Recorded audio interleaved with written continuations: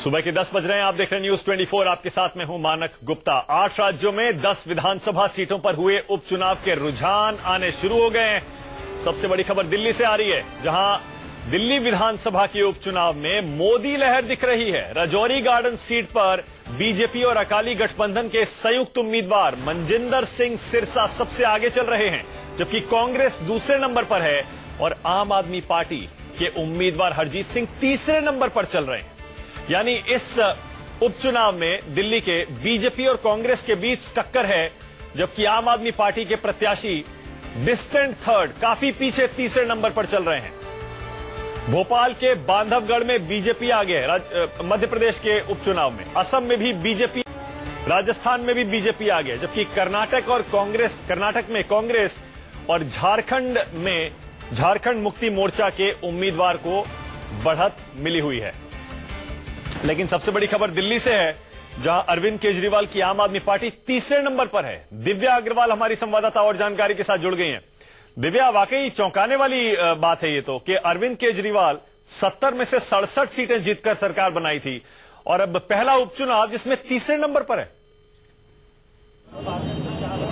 बिल्कुल, देखिए इसे सेमीफाइनल माना जा रहा है और दिल्ली नगर निगम चुनाव के परिणाम जब आएंगे तब आएंगे। लेकिन चूंकि ये आज विधानसभा उपचुनाव सीट का परिणाम है, लेकिन उसके बावजूद भी ये माना जा रहा है कि जनता का मूड ये बता देगा कि किस तरफ है वो। और जिस तरह से मनजिंदर सिंह सिरसा को इस वक्त 15,500 वोट मिल चुके हैं, लेकिन सबसे बड़ा झटका आम आदमी पार्टी के लिए है, क्योंकि उन्हें केवल 3,155 वोट अभी तक मिले हैं। फिलहाल आप देख सकते हैं 6 राउंड की काउंटिंग जो है वो खत्म हो चुकी है, काउंटिंग चल रही है। तीनों कैंडिडेट्स जो हैं वो इस वक्त काउंटिंग सेंटर के अंदर है, सुरक्षा बल लगी हुई है। लेकिन कांग्रेस भी काफी अच्छी टक्कर देती नजर आ रही है बीजेपी को। 11,500 वोट अभी तक मिले हैं।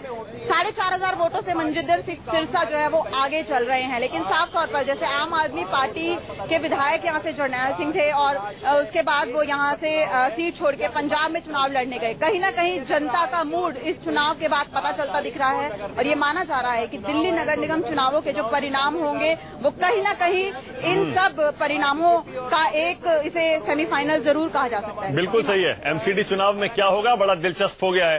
कांग्रेस के राजीव त्यागी मेरे साथ जुड़ गए हैं। राजीव जी, आपके पास आऊंगा, उससे पहले जरा सुन लेते हैं बढ़त बनाने के बाद बीजेपी अकाली गठबंधन के संयुक्त उम्मीदवार मनजिंदर सिंह सिरसा क्या कह रहे हैं। जरा राजीव त्यागी, एक कमेंट आपसे ले लूं, क्योंकि आपके लिए अच्छी खबर तो यह है कि आपने आम आदमी पार्टी को पीछे छोड़ दिया, लेकिन अभी भी दिल्ली के उपचुनाव में आप बीजेपी से पीछे हैं। राजीव त्यागी,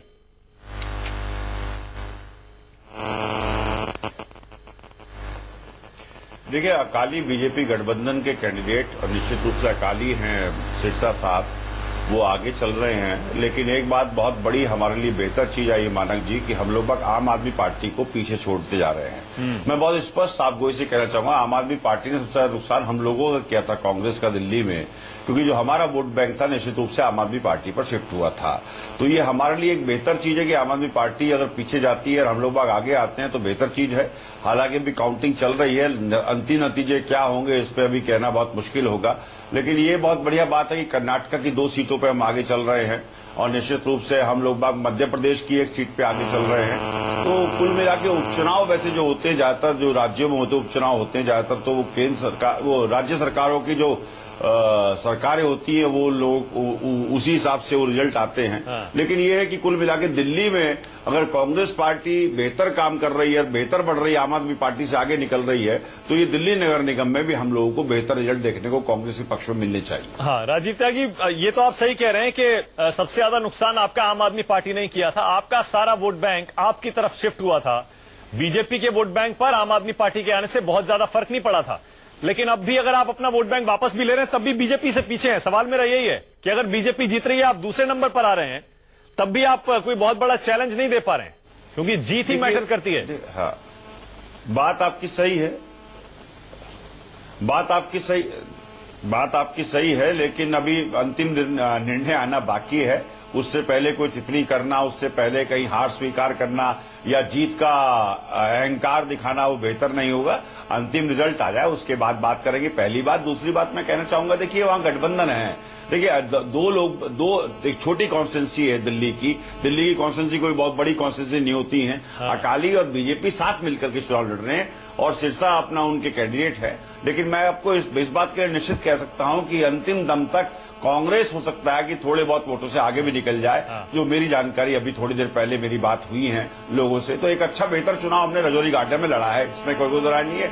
और अजय माकन जी के नेतृत्व में निश्चित रूप से हम लोग बाग बेहतर करने जा रहे हैं दिल्ली में। विजय सोनकर शास्त्री बीजेपी से मेरे साथ जुड़ गए हैं। शास्त्री जी, 4,500 वोट से आप दिल्ली में आगे चल रहे हैं, कांग्रेस 4,500 वोट पीछे है, लेकिन रजौरी गार्डन बायपोल 6 राउंड की गिनती के बाद आम आदमी पार्टी सिर्फ 3,155 वोट लिए हुए।